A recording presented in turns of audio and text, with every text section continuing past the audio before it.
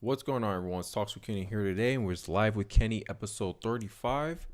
And we're going to talk about dinks and the level of thinking in culture and politics. So I'm just going to drive right into the video. So there's this trend that's been going on, and it seems like everyone and their mom is reacting to this new trend. It's the DINKs Trend. They stand for dual income, no kids.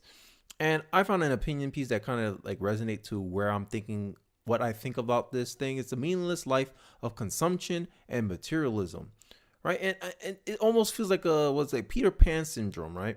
And we all know this is mostly liberals, right?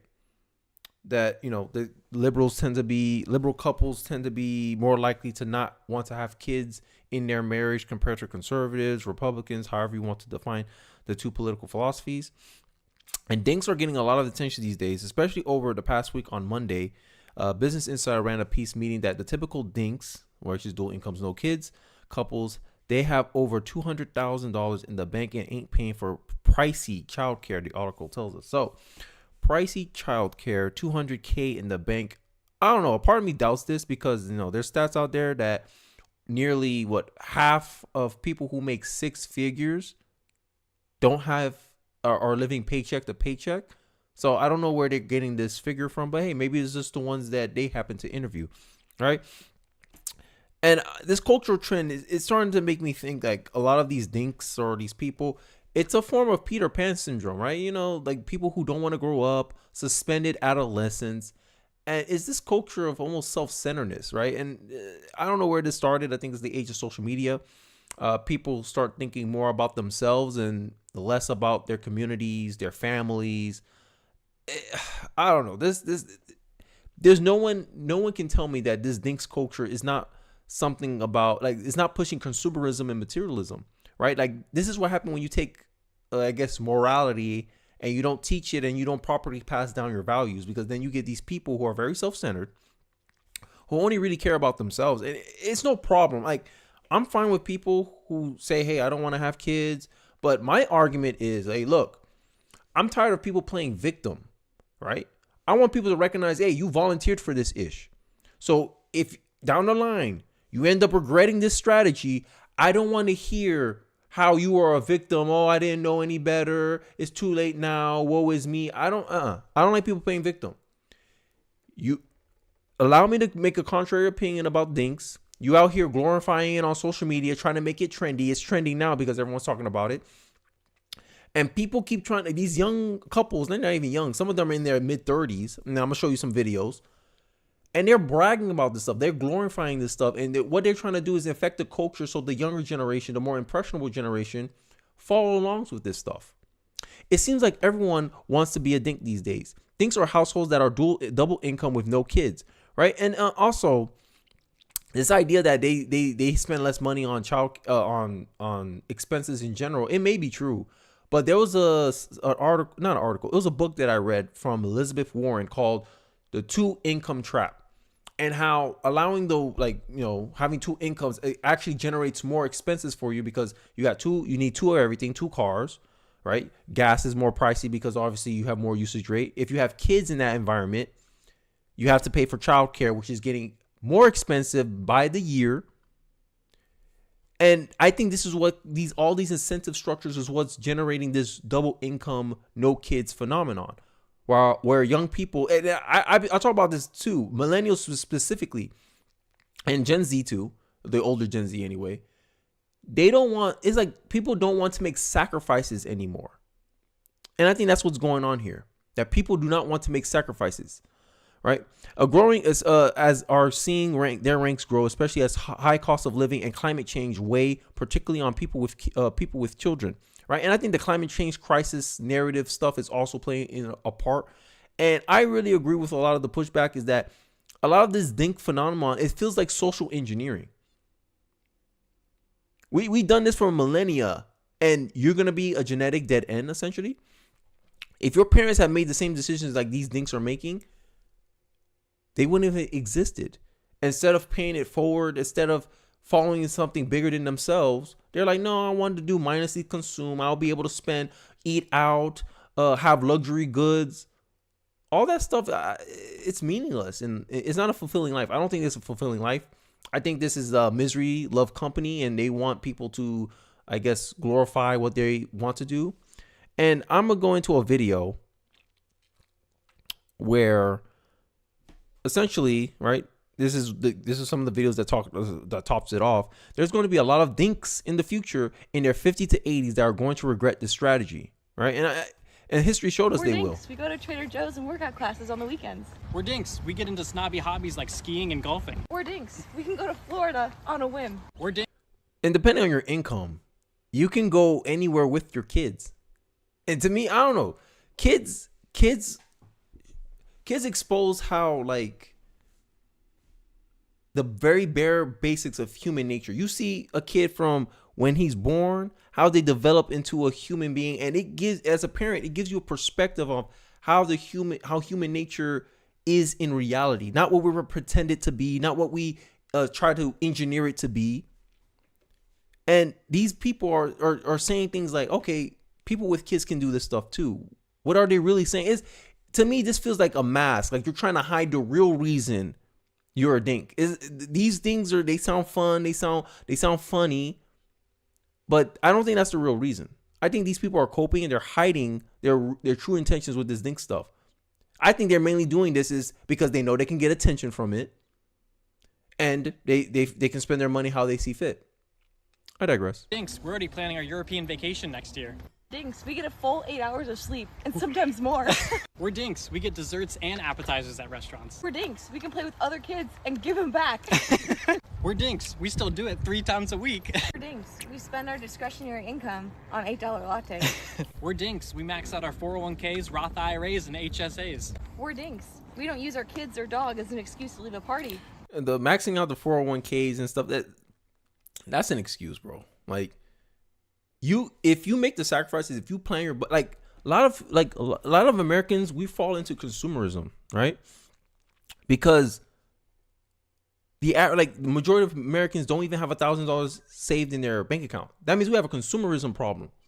So in my view, a lot of these people who are financially probably well off, because they say the average dink is what, $200,000. They have $200,000 income, whatever, combined. They're essentially doing all this to free up income so they can have more discretionary income. So I found this funny video from Paul Watson, and I kind of skip around, but obviously I always leave the link in the description. And the videos and the skits that counters the dinks culture is pretty hilarious, and I wanted to share it with you guys as I try to warm up and really get into my commentary. So let's take a look. Were honest with themselves. We're dinks. We've been sucked into a death cult. We're dinks. We're putting our immediate hedonistic desires above our long-term genetic interests. We're dinks. We're part of a selection event, and we've been selected out. We're dinks. We're coping with the fact that we're going to be failures as organisms. We're dinks. When we're older, we're going to look back on our lives with a profound sense of regret. We're dinks. We're going to die cold, alone, and with no one in the world who loves us. We're dinks. When we die, we will leave no future and exist merely as economic units to consume products to conceal our existential crisis. Dinks. Having a kid is so expensive. No thanks. Also dinks. But even aside from the money issue, when they asked young people why they don't want kids, only 17% said it was for genuine financial reasons. 56% said it was because they just don't want to. A study by Pew Research said. So let's go back to that, because that was interesting. So according to a 2021 Pew Research study, found that 44% of non-parent age 18 to 46 said it's not too likely or not likely at all that they'll ever have kids. Of those unlikely to have kids, 56% said the reason was that they don't want to. This is self-centeredness, right? This is me culture. This is Peter Pan syndrome. This is, hey, I don't want to be responsible for someone else because I just want to self-indulge in my own, seeking of pleasure, right? And it is bleeding into all these other stuff. This is where I think feminism derives from. I even say red pill too. Like the red pill movement is in this same category as well. Is that, hey, like I want to pursue pleasure, and I want to maximize my pursuit of pleasure.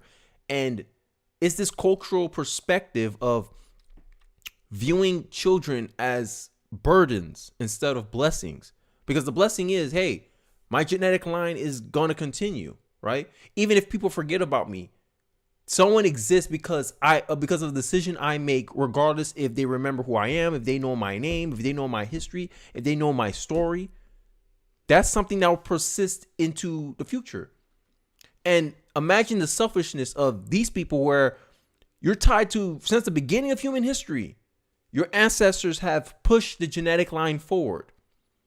And with you decide, oh, my career is more important than extending my genetic legacy. I had this saying that I always tell myself that I do not work. I work to live. I don't live to work. And a lot of these people is for the DINKs culture. It seems like they work to buy stuff. They live to consume. They live to build up materialistic items as a collection or something, right? Brainless consumerism. The same people will be like, oh, money's not a factor. And you wonder why in our dating culture today, women are out here asking men for what's in their bank account, how much money they make. Because we're a culture without any morals, right?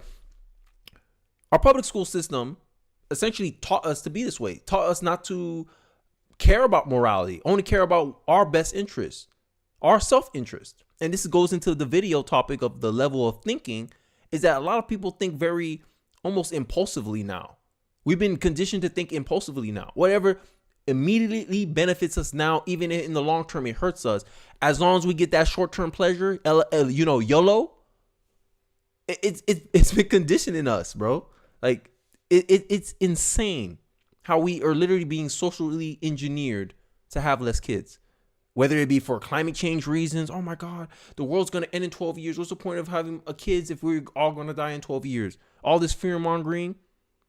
And it's mostly on the left. This stuff is happening. But then these same people who don't have kids, they will be the same people that want to have a say in education. Oh, you should raise your kids like this. Your kids should have these values. It baffles me, but I digress. Let's get back into the video. A study by Pew Research Center found that 44% of non-parents aged 18 to 49 said they were not likely to have kids ever. That's up by 7% since 2018. They're literally terminating their own bloodlines just so they can briefly prolong their selfish, atomized avarice. And we make fun of women for the no eggs thing, and we'll continue to do so. You don't have any eggs. But if anything, the men are even worse. Some are so cooked by their dink wives, they'll literally get their private parts mutilated. With a woman who says she never wants kids. Do me a favor. I hope I didn't get copyrighted for that, but damn. This lady said, POV, your husband getting a vasectomy so you can live your DINKs era forever. Come on, bro. Just like, hey, look, no judgment here. You can choose not to have any kids. I don't care, right? You volunteer for this. Just remember that, because I don't want to hear woe is me. I don't want to hear regret. I don't want to hear how you were a victim of societal norms, societal conditioning. When you have people pushing back against this stuff, when conservatives push back against this stuff, this DINKs culture, this DINKs trends, oh, conservatives are just trying to control how people live. No, I'm just trying to offer a contrary view and saying, hey, this is not a smart long-term play for you, people who think like you, and the values, because at the end of the day, your values is mostly going to be transmitted to your children, not anyone else. In some level, you can transmit values to other people, but the one you have the most impact, the most influences of is your lineage, your family, your children. Those who really going to live out your values, your traditions. And just to have it all end with you, it's craziness. It's peak self-centeredness. Right? But hey, remember, DINKs, you volunteered for this life. Because I'm tired. I don't know, people might think I'm harsh, but people volunteer for this ish. So if you volunteer for this ish, you can't play victim later down the line because you feel regretful, you feel remorseful now. Hey, man, I just think if people are making this and they know all the trade-offs that they're making going down this path, then I think it's warranted and I will respect their consent. Because at the end of the day, to me, you can't give proper consent if you don't know the pros and cons of you going down this lifestyle.